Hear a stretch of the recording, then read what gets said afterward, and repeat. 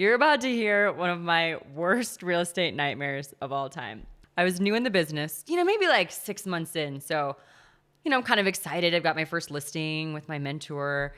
And, I show up at the house. And, in real estate, I get dressed up. I present the house in its best light, turn the lights on, make sure it's kind of show ready, right? So I'm representing this bachelor. And, bachelors are they're a little messy sometimes. So some are clean, but this particular one was kind of like your normal bachelor. So he also has this cat. So I show up at his house to get the house ready, and every time I come to the house, there's like some sort of thing.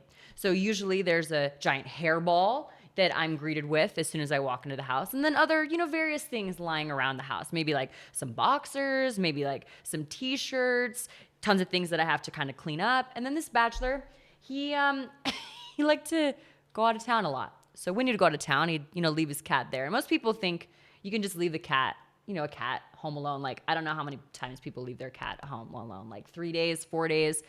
So this cat would make the upstairs bedroom sort of its litter box. So on the mattress, as I'm preparing to show, I'd go up there and there'd be like, like a little doo-doo here, a little doo-doo there, maybe one here, like all the way up and down the mattress. Sometimes 3, sometimes like 9. And this isn't even the worst. This isn't even the worst part.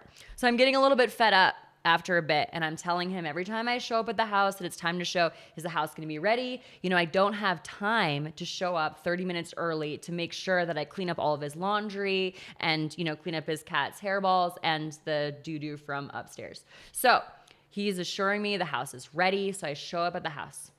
I only have about 5 minutes. I'm ready to go. I open the door. I come in. First thing I see, hairball on the step. I'm making my way to his bedroom, picking up boxers, a belt, a dirty t-shirt. I go into the bedroom. The bed is all disheveled and unmade. And so I'm kind of making the bed really quick. I just sense that people are like going to be coming soon. And so I reach over to the bedside table. And I'm not really looking because I'm kind of making the bed. And my hand goes on this bottle, which I think is like, from a distance, it looks like it's like a Pedialyte bottle. And so I reach over and my hand is touching this bottle. And again, I'm looking at the bed, right? So I'm kind of, using my hand to kind of put the comforter over the pillowcase. And as soon as my hand touches the bottle, I know. So I can feel the substance like on my hand. And I look at it and I turn it, and it's a giant bottle of lubrication. I literally almost gag in my mouth. And now I can hear the people knocking on the door. Oh, also one more thing. When I have this bottle of lube in my hand, I look down between the bed and the nightstand, and there's a condom.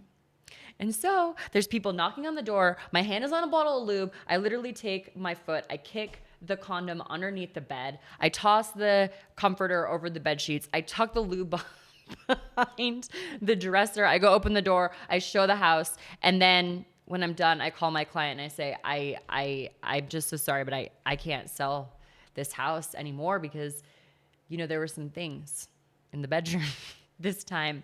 And so needless to say, I did end up selling the house. I didn't fire that client. And after that, the house was always, more or less in tip-top shape. I have more stories, but that by far is the worst real estate experience of my life, for sure.